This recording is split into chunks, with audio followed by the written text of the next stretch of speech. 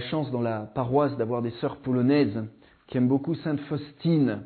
Alors je vais vous parler un petit peu de cette grande sainte qui a vécu à Cracovie, qui est allée à Vilnius et qui a eu une vie intense, une vie spirituelle si riche, une grande mystique qui a aidé le monde à se tourner davantage vers la miséricorde divine.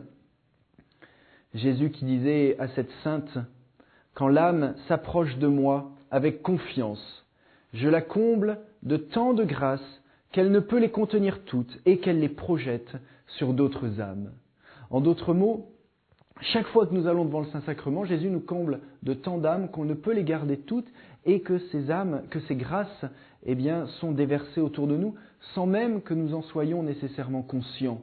Et ceci me fait penser à ce passage de l'Ancien Testament dans le livre de l'Exode où lorsque Moïse allait rencontrer Dieu dans la tente de la rencontre, qui était une préfiguration de cette rencontre avec Dieu dans l'Eucharistie, Moïse ensuite, lorsqu'il ressortait de ce rendez-vous d'amour, de ce rendez-vous enfin avec le Seigneur, il avait tellement reçu de grâce qu'il rayonnait, et donc les Israélites étaient obligés de lui mettre une sorte de voile sur la tête tellement qu'il y avait ces grâces qui émanaient, qui sortaient de son propre visage.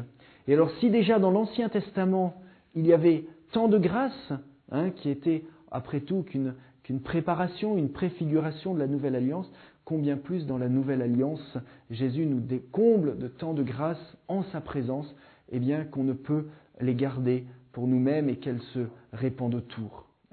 On peut dire de même que lorsqu'il fait beau, lorsqu'il y a du soleil, on ne peut sortir sans recevoir ces rayons de soleil, ces rayons de chaleur. De même, lorsqu'on vient devant le Saint-Sacrement, on ne peut pas ne pas recevoir ces rayons de grâce et de miséricorde qui découlent du cœur de Jésus. Alors, en parlant de Sainte Faustine, on pense bien sûr à l'image de la miséricorde divine. Et voici ce qu'elle écrit dans son petit journal. « Un soir, en entrant dans ma cellule, je vis Jésus exposé dans l'ostensoir. Il m'a semblé que c'était en plein air. Au pied de Jésus, je voyais mon confesseur. Derrière lui, un grand nombre de dignitaires de l'Église. Plus loin encore, je vis de grandes foules que je ne pouvais embrasser d'un coup d'œil. Je voyais ces deux rayons sortant de l'hostie, les mêmes qui sont sur l'image. Ils étaient étroitement unis, mais ne se confondaient pas. Ils passèrent par les mains de mon confesseur, puis par les mains de ce clergé, et de leurs mains à la foule, puis revinrent à l'hostie. » En d'autres mots, ce que Sainte Faustine voit d'une manière mystique, c'est ce qui se passe chaque fois que nous allons devant le Saint-Sacrement, c'est-à-dire que nous sommes là devant cette petite... Faustine était devant Jésus dans l'Eucharistie, et elle voit ces rayons qui se déversent du cœur de Jésus, ces rayons d'amour, de miséricorde, mais qui vont se déverser pas simplement sur Faustine, sur elle qui est là devant, mais qui vont d'abord sur elle, c'est sûr, qui est là, mais ensuite elle voit l'humanité entière qui reçoit ces rayons d'amour et de miséricorde. Et nous pouvons donc dire que chaque fois qu'une personne vient devant l'Eucharistie, Jésus reproduit ce que Faustine voit, c'est-à-dire que Jésus va déverser ses rayons d'amour, de miséricorde, pas simplement sur la personne qui est là, pas simplement sur vous, pas simplement sur les personnes de votre famille, les personnes pour qui vous priez, mais sur l'humanité entière. De sorte que chaque fois que vous alliez, tout homme, toute femme, tout enfant sur terre reçoit des bienfaits spirituels de cette rencontre avec le Seigneur. Nous touchons le cœur de Jésus qui touche le cœur de Dieu, et Dieu touche vraiment tous les cœurs de l'humanité. Et Jean-Paul II, dans ce sens, écrit en 1994 à l'évêque de Liège, il dit ces paroles de feu, par l'adoration, le chrétien contribue mystérieusement à la transformation radicale du monde et à la germination de l'Évangile. Toute personne qui prie le Seigneur entraîne à sa suite le monde entier et l'élève à Dieu. Ceux qui se tiennent devant le Seigneur remplissent donc un service éminent. Ils présentent au Christ tous ceux qui ne le connaissent pas ou sont loin de lui. Ils veillent devant lui en leur nom. Donc deux parties dans cette référence de Jean-Paul II. D'une part, transformation mystérieuse et radicale du monde entier chaque fois que nous allons devant le Saint-Sacrement. Et pourquoi ? Parce que nous représentons l'humanité entière et en particulier la personne qui a le plus besoin de la miséricorde de Dieu. Et vous avez remarqué que Jean-Paul II parle de service éminent. On a oublié un petit peu aujourd'hui le sens du service de la prière. Et par notre présence devant Jésus dans l'Eucharistie, eh bien, on va remplacer, représenter cette personne et Dieu lui donne la grâce de revenir vers lui.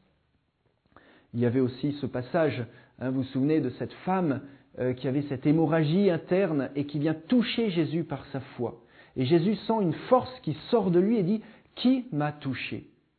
Eh bien, notre foi touche le cœur de Jésus, libérant ainsi sa puissance, son amour guérissant sur nous, sur notre famille, sur notre paroisse, sur notre ville, sur le monde entier, chaque fois que nous allons passer du temps avec lui au Saint-Sacrement.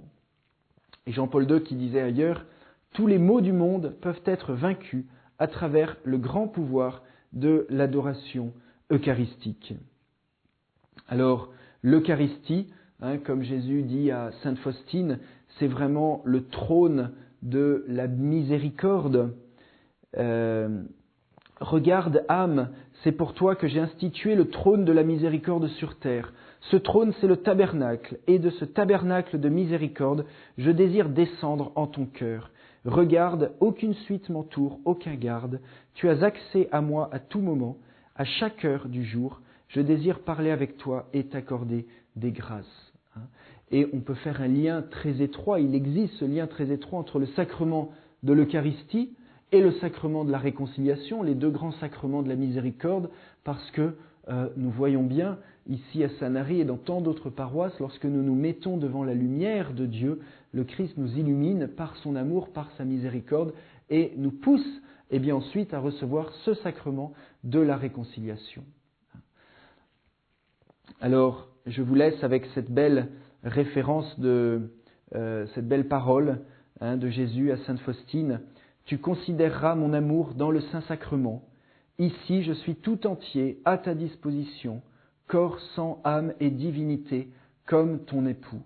Et tu sais ce qu'exige l'amour, une seule chose, la réciprocité. Alors, sachons donner à Jésus amour pour amour, lui qui a tout donné sans compter dans l'Eucharistie, sachons l'adorer avec tout notre cœur, toute notre force, toute notre âme. Merci et à bientôt.